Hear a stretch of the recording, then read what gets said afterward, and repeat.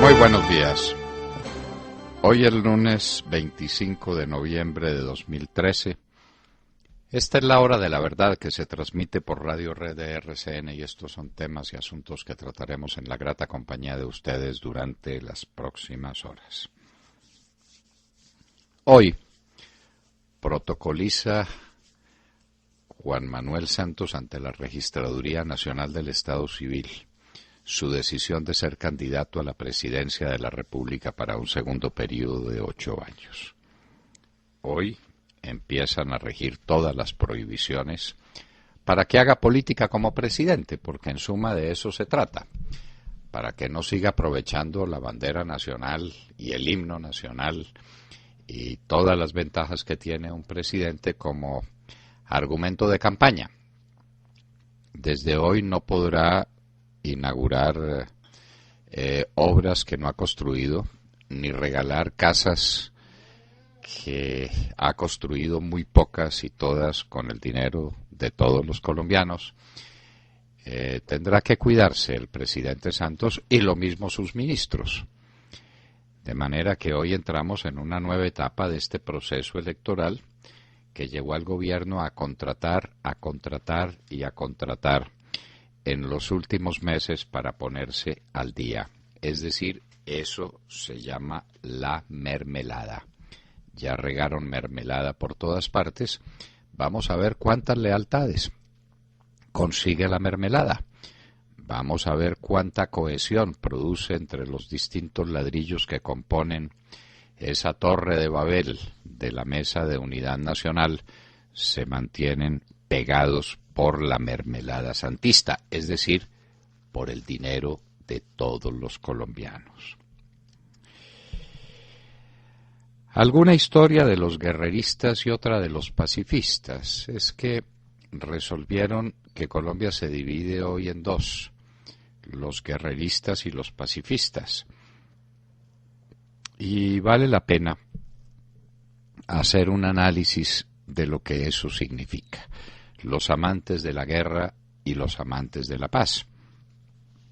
A propósito, los amantes de la paz dieron ayer un paso internacional que juzgan histórico, porque aquí todo es histórico y el estilo es muy parecido. El del señor Obama, que dice que ha hecho un acuerdo histórico con Irán, que consiste en que le entregan a Irán toda la plata que está pidiendo, 4.200 millones de dólares que tiene por ahí engavetados, se los devuelven contra la promesa de portarse bien. Eso sí, si se llega a portar mal, otra vez nos pondremos muy duros. Claro, pero ya Irán habrá tomado sus precauciones para no tener engavetados los 4.200 millones de dólares, ya habrá avanzado en su programa de enriquecimiento de uranio, ya tendrá casi lista su bomba atómica y ya habrá desatado lo que quiere, que es un conflicto mundial.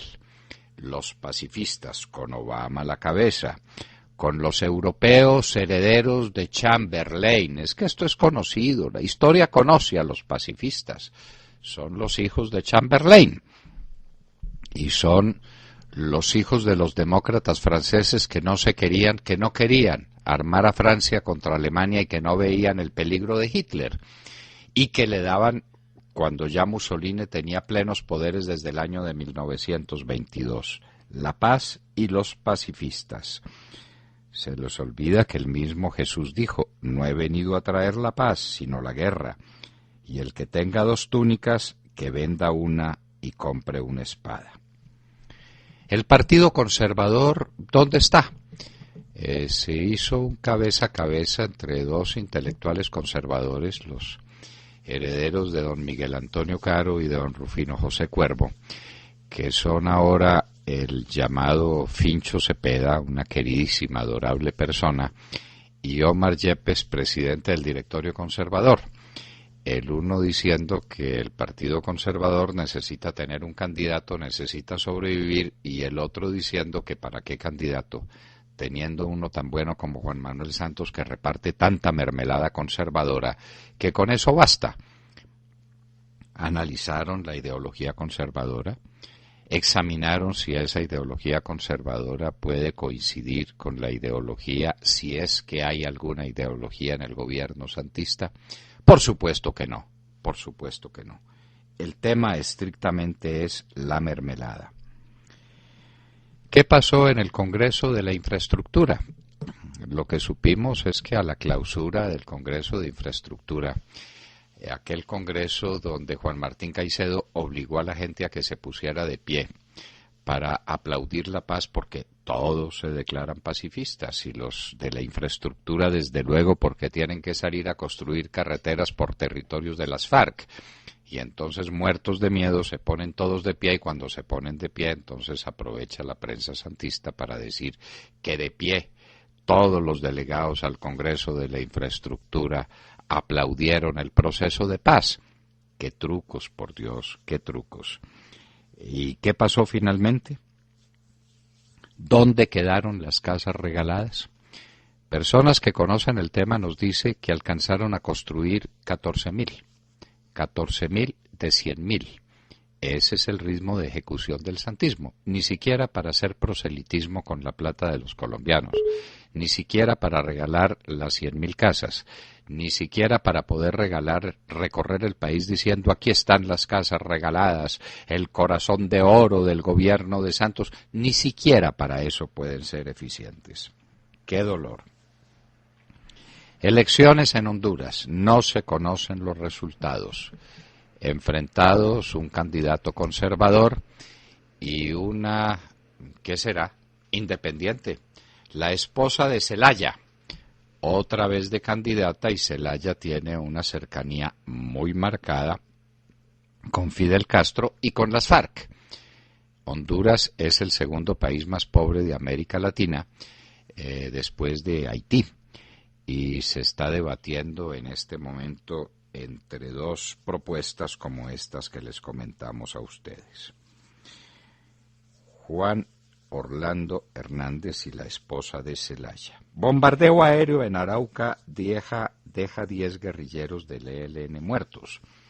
Otra vez la Fuerza Aérea Colombiana hace lo que el ejército no hace, bombardea un campamento del ELN, mueren 10 de estos bandidos, al parecer uno llamado el Pony, que era el jefe de las extorsiones y el jefe de las amenazas a los oleoductos. ¿Que vienen de Venezuela? No cabe ninguna duda. Y a propósito de Venezuela, intensifica Maduro su campaña, regala cosas, rebaja los precios de las cosas y la gente los tiene que rebajar, o ordena que el pueblo invada los establecimientos de comercio y que se robe las cosas que están ahí para exhibición de probables compradores. ¿Quién va a reponer esas cosas? En Venezuela, en este momento, no hay un electrodoméstico en ninguna parte. Contra Santiago Uribe, el hermano del presidente Uribe, están presentando a un testigo. No tiene sino un problemita, y es que es esquizofrénico. Existen las cartas dirigidas por él a la EPS exigiendo que le den las drogas para su esquizofrenia. No solamente la compran a los testigos, sino compran testigos esquizofrénicos. Prohibido celebrar misa en el Putumayo. Ya habían dicho que los sacerdotes católicos y que los pastores cristianos tenían que salir del Putumayo. Ahora a los que se han quedado arriesgando su vida les prohíben decir misa. Las FARC son dueñas del Putumayo, como son dueñas de la costa Pacífico, como son dueñas del departamento del Chocó, como son dueñas del Catatumbo, como son dueñas de Arauca. Estos pacifistas le entregaron otra vez el país a las FARC. Censo Nacional Agropecuario.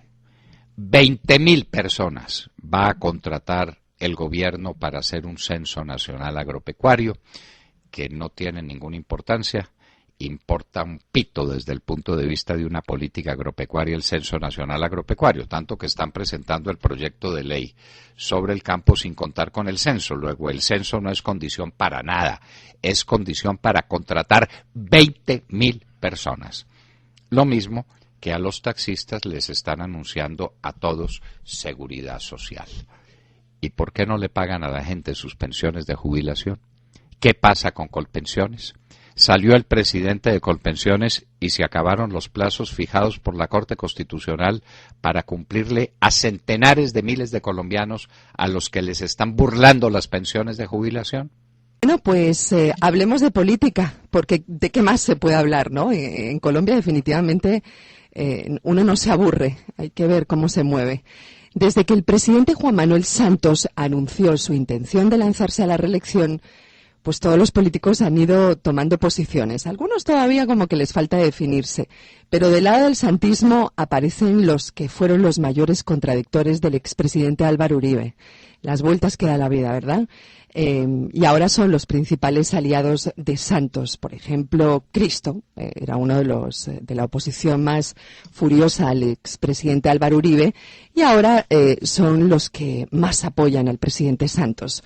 Hoy el presidente candidato protocolarizará ante la Registraduría Nacional del Estado Civil su voluntad de participar en la campaña electoral, y lo hace con la advertencia muy clara de la Procuraduría General de la Nación, que le dice que solo podrá iniciar su campaña a partir del 25 de enero, fecha en la que hará su inscripción.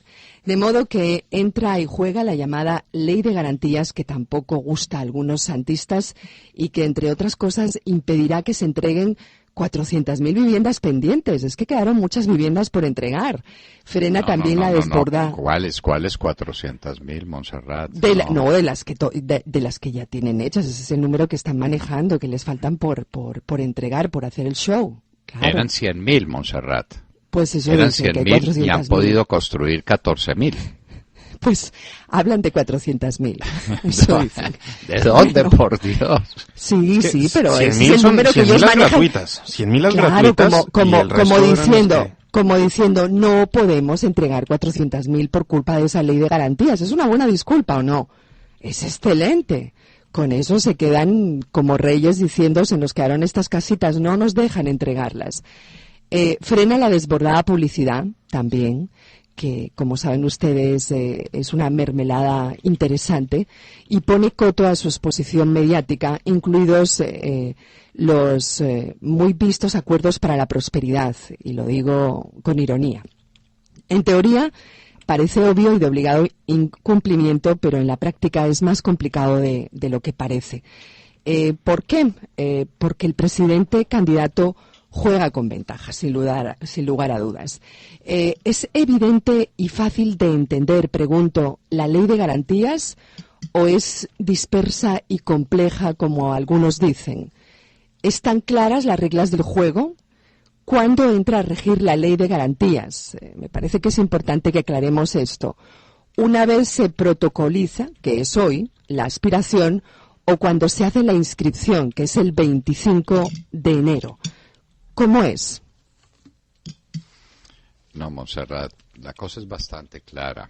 La ley de garantías empieza a regir hoy, 6 meses antes de la fecha en que se celebrarán las elecciones presidenciales, por lo menos en la primera vuelta, que será la única si alguno de los candidatos obtiene más del 50% de los votos que se depositen en las urnas. El presidente hará campaña a partir de enero, pero la ley de garantías está vigente ya. Entonces no pueden celebrarse contratos interadministrativos. Mire lo que pasó con cerca de 400 alcaldes. Aquí en Bogotá fue una cosa bochornosa, porque se vencía un periodo que se habían determinado para darle a los alcaldes no sé cuánto dinero de mermelada para desarrollar proyectos deportivos en sus respectivas regiones. y llegaron todos los alcaldes llenos de ilusiones por la plata y no apareció el ministro del Interior y no apareció el director de Coldeportes y los trataron como a perros y se fueron enfurecidos, pues porque no les dieron la platica. Eso ya empezó a regir, hoy empieza a regir, no hay contratos interadministrativos, por eso tuvieron, mire usted el periódico Montserrat, en 10 meses celebraron más contratos que en todo el año 2012 para dejar pavimentado el camino hacia la celebración de contratos que se necesiten, que no se necesiten, no importa que estaban bien estructurados, que no estaban bien estructurados, eso no tiene importancia. El hecho es que hay que celebrar los contratos para repartir la mermelada. Son compromisos con muchos contratistas que van a trabajar por la campaña de reeleccionista del presidente Santos. Pero a partir de hoy no se puede celebrar ningún otro contrato. No puede haber una inauguración ni del presidente ni de los ministros. Y lo de las casas, Montserrat, nadie prohíbe que entreguen las casas. No, lo que se prohíbe es el show. Sí. Exactamente, hacer política. Montserrat. Sí. Entonces, sí, que eso, no salgan, eso tiene que quedar claro, sí. Claro, que no salgan con ese argumento ridículo. Si está Sí. construida una casa, lleven Entréguela. a los dueños de la casa, entréguenle las llaves, muéstrenle que todo esté funcionando, que hay agua, que hay energía eléctrica, que todo está en orden y entréguenle su casita. Nada lo impide. Lo que no pueden es hacer el espectáculo. Entonces Ahora, se van a tener que cuidar. ¿Usted cree que es fácil, doctor Londoño, hacer un seguimiento de verdad de que esa ley de garantías se cumpla al pie de la letra? ¿No le parece que hay muchos resquicios por donde, de alguna manera, el candidato presidente se puede escapar? Bueno, ¿Es sencillo? El procurador ha dicho que está muy resuelto a hacer respetar la ley para darle a la democracia amplio espacio, una democracia que ya está muy herida y que está muy ofendida. Esto que está pasando con el logo y con el nombre de Uribe Centro Democrático es de lo más escandaloso que ha pasado en la historia de la democracia colombiana. El registrador del Estado Civil, por el que habíamos tenido una gran simpatía y un gran respeto, resolvió salir furiosamente contra la nueva manifestación que hay en la democracia colombiana y de paso se llevan de calle a unos movimientos nuevos como el del Partido del Tomate, que les están exigiendo unas garantías que no tienen que exigirle, pero se las exigen para podérsela exigir a Uribe Centro Democrático y a las listas a la Cámara del presidente Uribe. Entonces, están haciendo cuanto pueden. Usted sabe que los llamados magistrados del Consejo Nacional Electoral de Magistrados no tienen sino el nombre y el sueldo.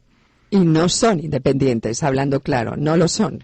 Claro que no, Tienen porque dueño. son postulados Claro. por los partidos políticos y siguen dependiendo de los partidos políticos para que les hagan el favor.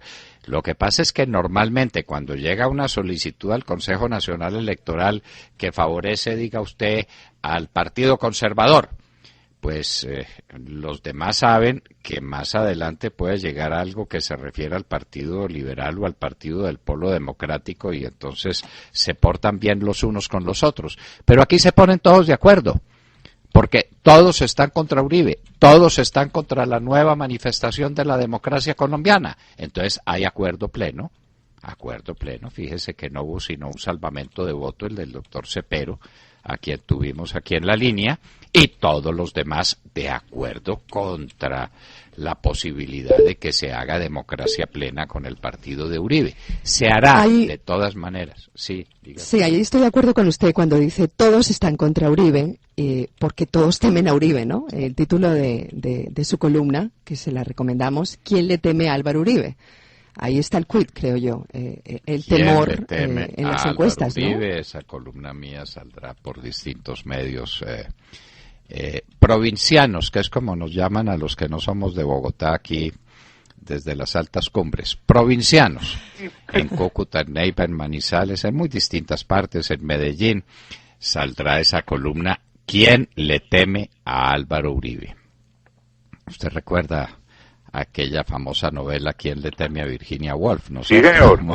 Bueno, ¿Quién le teme a Álvaro Uribe? Y muy bonita la sugerencia Uribe? Suya, ¿no? Que le pongan la imagen de Roy Barreras al partido de la U. Pues si interesante. se quieren Sí. igualdad, y al Partido Liberal que le pongan la imagen de Ernesto Samper, y si quiere de los que financiaron a Ernesto Samper también, de los Rodríguez Orejuela.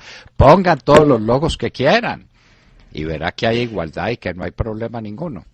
Bueno, en fin, en todo caso, hoy Juan Manuel Santos presentará la cartica ante el Registrador Nacional del Estado Civil y hoy empieza a regir la Ley de Garantías. Puede que algunos lo pongan en duda, pero no veo por dónde. En eso la ley es clarísima. Son 6 meses. Los 6 meses empiezan a correr desde hoy. De manera que cuando el presidente lance sus campañas políticas, ya no podrán los noticieros colocarlo contra la bandera nacional. ¿Recuerda cuando pronunció su discurso? Sí, en realidad para mí fue una alocución, ¿no?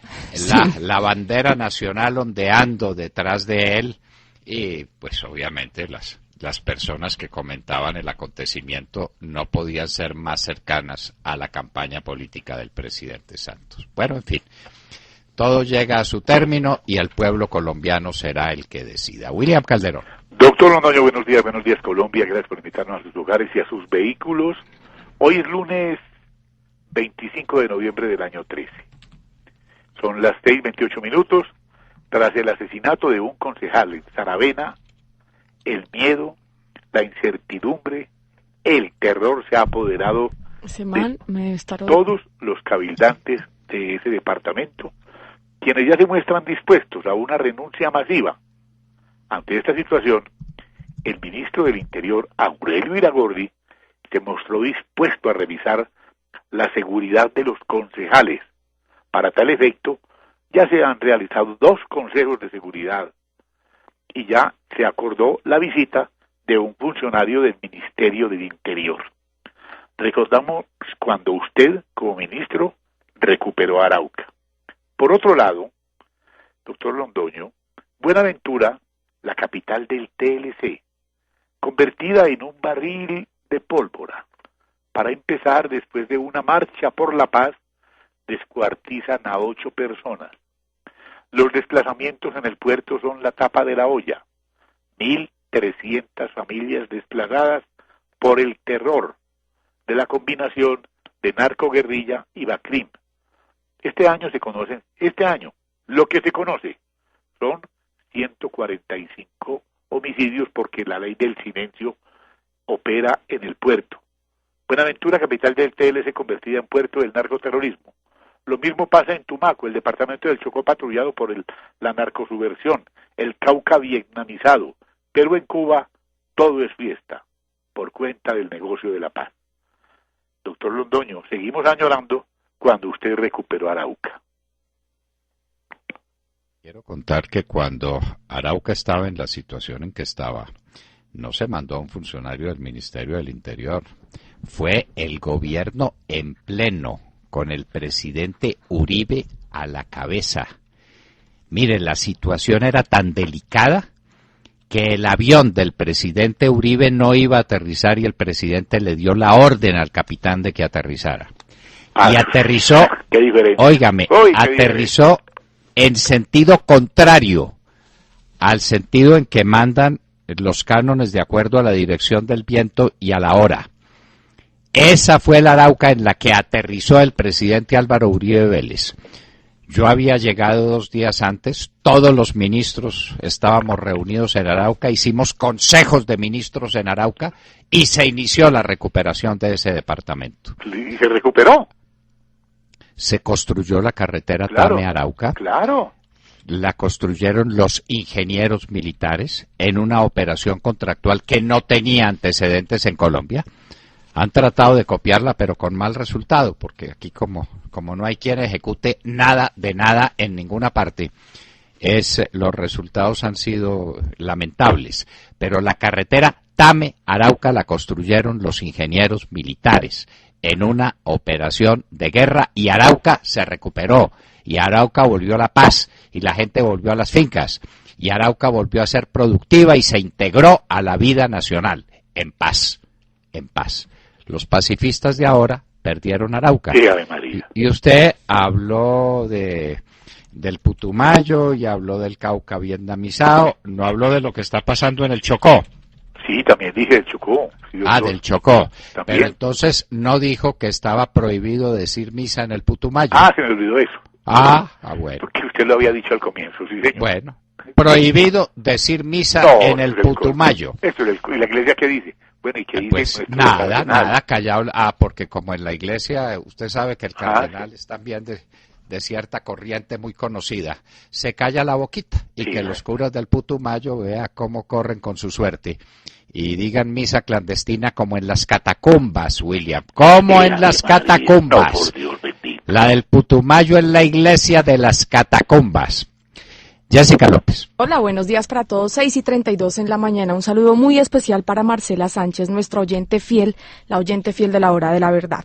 Los saludo indicándoles que la noticia en el mundo es una, se relaciona con Irán. Las principales potencias, hablamos de los Estados Unidos, China, Francia, Alemania, Rusia y Reino Unido, celebran en este preciso momento el llamado acuerdo histórico con Irán, logrado luego de diversas reuniones que tuvieron lugar la semana pasada en Ginebra. El acuerdo alcanzado entre los países que les acabo de mencionar e Irán prevé en términos generales una cosa: la congelación del programa nuclear iraní durante un periodo de 6 meses a cambio del alivio de las sanciones económicas contra ese país persa.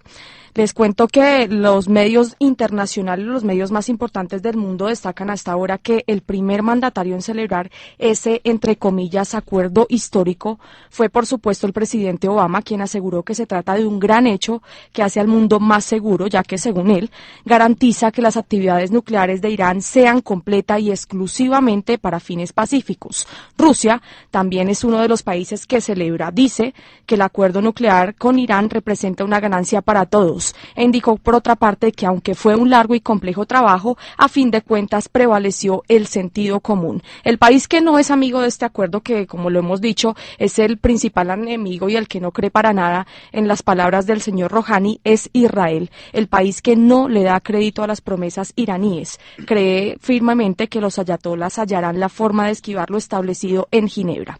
El mundo es hoy un lugar mucho más peligroso, ya que el régimen más peligroso del mundo ha dado un paso significativo hacia la obtención de las armas más peligrosas del mundo. Esas son las palabras textuales del señor Benjamín Netanyahu, el primer ministro israelí, ofrecidas el día de ayer.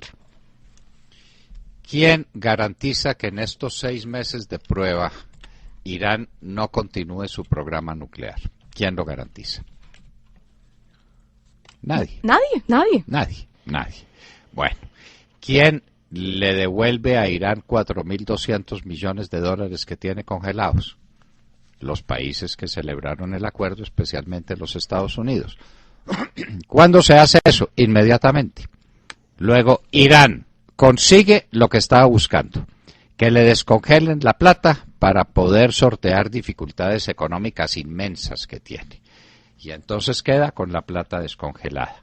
Y luego vendrá el forcejeo con el Instituto de Energía Atómica y vendrá el forcejeo con las potencias y que si pueden entrar los visitadores y que si no pueden entrar y que si están enriqueciendo uranio al 20% o que si no y que qué está pasando en la planta nuclear de tal.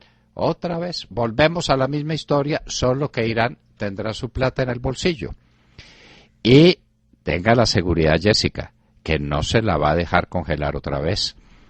La plata de Irán ya no va a estar en bancos de los Estados Unidos ni en bancos europeos. Para eso hay bancos chinos y para eso hay bancos rusos y para eso hay bancos que no le van a congelar la plata a Irán. De manera que Irán consiguió lo que estaba buscando. Ya lo tiene todo. Obama no tiene nada. Pero eso sí dice, ojo, que si Irán se vuelve a portar mal, lo que le va a pasar es que va a soltar la carcajada. Lo que le va a pasar es que va a ser el oso nuevamente Obama, un nuevo oso para la agenda internacional de él. Qué horror. Sí, pero es que de pronto este es un oso que cuesta una guerra nuclear, ¿no? pero no hace casos oídos sordos a lo que está diciendo Israel hace mucho tiempo, y no lo dice por decirlo, lo dice con pruebas, con argumentos sólidos en la mano, con documentos de expertos israelíes que han seguido de cerca desde hace más o menos 5 años y medio el programa nuclear iraní, y que, como usted lo ha dicho acá en el programa, lleva más del 70% para que se convierta en una bomba atómica, pero el presidente Obama como que no. No, es que él quiere recuperar su popularidad a toda costa. Se parece a algún otro presidente por ahí, ¿no? Bueno. Sergio Gel. Ya le voy a contar en este instante, doctor Londoño, muy buenos días para usted, para todos nuestros oyentes, cómo es que ese otro presidente que también se parece va a buscar recuperar la popularidad. Me refiero a la manera como inicia la campaña. Se trata del tercer censo nacional agropecuario que se va a realizar en el país. Arranca esta semana, el próximo miércoles 27 de noviembre, en el departamento de Quindío. Son 3,9 millones de predios rurales, los que serán censados en todo el país. Se contratarán a 20,000 personas para realizar el censo. Aquí relacionan censistas, coordinadores, apoyos administrativos informáticos, administrativos y delegados municipales. El costo total del censo, la mermelada que cuesta hacer este censo nacional agropecuario, 300,000 millones de pesos en plena época electoral. Además, hay que recordar, doctor Londoño, que el hombre de las barcazas, de quien tanto hemos hablado aquí en la hora de la verdad, pues renunció precisamente porque le impusieron hacer este censo nacional agropecuario, que, como le digo, arranca en el departamento en Quindío, después estará en el norte de Tolima, Atlántico, Risaralda. Primero pues se van a levantar datos, una primera fase es la de levantar datos, pero del 3 de febrero al 26 de marzo del año entrante van a estar en plena actividad, y esto, por supuesto, coincide con la campaña política. A esta noticia, doctor Londoño, se suma también una noticia que ha pasado muy de agache, pero que también puede tener un impacto bastante grande. Se está planteando desde el gobierno hacer el sistema uniforme de seguridad social para taxistas en todo el país. Esto, un sistema que obviamente le está endulzando el oído a los taxistas en Colombia, pero también que llega de la mano con las noticias que no nos llegan de Colpensiones sobre qué pasó con esa orden que le dio la Corte Constitucional para terminar de liquidar las pensiones, porque hasta donde sabemos no ha pasado nada y las pensiones las sigue negando. Claro, entonces le van a dar pensiones a los taxistas, por lo menos en los titulares, mientras consiguen los votos de los taxistas, y 20,000 personas estarán haciendo un censo que no se necesita para nada. ¿Y cómo será de irracional que no lo quiso hacer el hombre de las barcazas? El doctor Bustamante se negó, pero el doctor Perfetti es mucho más dócil y está mucho más comprometido con la causa santista y nombra 20,000. ¿Usted sabe cuál es el único requisito serio y de fondo que tienen esos 20,000? Que cada uno traiga a la campaña santista siquiera 5 votos, o 10, no sé cuántos. Y la gente, desesperada porque no tiene empleo, buscando en el rebusque por la vida, pues acepta cualquier cosa. Les van a pagar una plata importante, 20,000 personas haciendo un supuesto censo agropecuario que no va a servir para nada y que nadie está esperando y que no tiene ningún sentido. Eso es la plata de los colombianos invertida en la campaña de Juan Manuel Santos. 300,000 millones de pesos. Es que son descarados. Y ahora los taxistas les prometen seguridad social cuando no tienen seguridad social los que ya se ganaron el derecho a una pensión de jubilación que no les reconoce Colpensiones. Ese es un temita que callaron. Lo de Colpensiones lo callaron. Sacaron al antiguo director, pusieron uno nuevo, entonces las tutelas eran contra el antiguo director, no eran contra el nuevo. Las sentencias por desacato, que se contaban por miles, ya no son contra este, sino contra el otro. Y no le cumplen a la gente. De manera que ese es el sistema. Si hay alguna autoridad que quiera averiguarlo, que lo averigüe. ¿Qué es lo que está pasando? Y cómo se va a hacer un censo nacional agropecuario con la única condición de que sirva para el proselitismo político de la campaña santista. Esa es la verdad. Y a propósito de esto, ¿qué pasó con los recursos de Fondo de Libertad? Nadie lo sabe. Nadie lo sabe. Y ya pasaron los años y eso ya va a prescribir, y el señor Harlan Henao contrató y aquí no pasa nada. De manera que, ¿en qué van a quedar las garantías que nos ofrecen? Alejandro Ramírez. Buenos días a los oyentes de la Hora de la Verdad. Hoy los saludamos con la noticia de la pronta radicación del proyecto de ley de baldíos, luego de que se especulara la renuncia del ministro de Agricultura el viernes de la semana pasada, una vez el Ejecutivo solicitó el retiro del proyecto ante el Congreso de la República.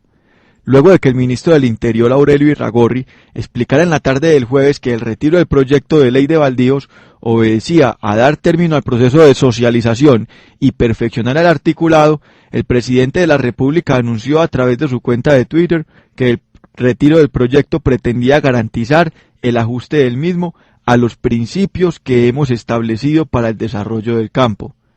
Temiendo la percepción de que el gobierno pretendiera legalizar la acumulación de baldíos por grandes empresas, como lo repetían las críticas al proyecto, y ante la falta de discusión del proyecto al interior del gobierno, con las entidades que manejaban el tema de tierras como la Superintendencia de Notariado y Registro, el gobierno ordenó el retiro del proyecto a pesar del desacuerdo del ministro de Agricultura, quien en la mañana del viernes se reunió con el presidente de la República. Cuando los medios anunciaban la renuncia del ministro, este explicó al término de la reunión que radicaría una carta ante la Cámara de Representantes para solicitar el retiro del proyecto de ley, a través del cual se crea una nueva modalidad de propiedad de la tierra y se modifica el régimen de baldíos en el país. Vine a hablar con el presidente de la República sobre el proyecto de ley. Él tenía una preocupación sobre un artículo que podía dar la sensación en su redacción de que iba a legalizar la situación de acumulaciones anteriores, pero nosotros siempre hemos manifestado que serán los jueces, y son los jueces, quienes definen eso, manifestó Lizarralde, quien anunció que le haría correcciones al proyecto para volverlo a presentar esta semana. Prometió que precisará el artículo en forma taxativa para que no haya ninguna duda y prevenir un debate que pueda hacerle daño al proyecto de ley. Recalcó el impacto social del proyecto por la generación de propiedad en regiones como la Orinoquía y la costa atlántica, donde la participación de los campesinos es importante. Doctor Londoño, ¿tendremos política agropecuaria por ley de la República luego de haber discutido en La Habana la necesidad del proyecto? Por supuesto que no. Vamos a ver si lo presentan mañana, pero es que según el ministro del Interior ese proyecto no había sido socializado. ¿Usted tiene alguna noticia de que lo estén socializando? ¿Hay alguna noticia? Pues de sí, que señor. Hay noticias de que se ha reunido con Dignidad Papera y con algunos otros gremios, quienes han cuestionado que los campesinos siempre han requerido de tierra, pero el gobierno, dicen ellos, insiste en dársela a los empresarios. Esa es una crítica constante. Ese es el tema de la altillanura, que es un tema distinto. Los paperos no quieren tierra en la altillanura, además no saben dónde queda la altillanura y allá no se produce papa. Obviamente la socialización del proyecto es con el CINEP y todo este tipo de organizaciones, ¿cierto? Bueno, vamos a ver con quién es y vamos a ver cuándo lo presentan. Lo cierto es que este año ya no hubo tiempo para tratar ese tema. Es que no se le olvide que se está terminando noviembre y que el 16 de diciembre quedan cerradas las sesiones ordinarias del Congreso. Entonces, no hubo ley agrícola, como no hubo ley de educación, como no hubo ley de salud, como no hubo reforma judicial, como no hubo nada. Aquí todo se va en anuncios, hasta los proyectos.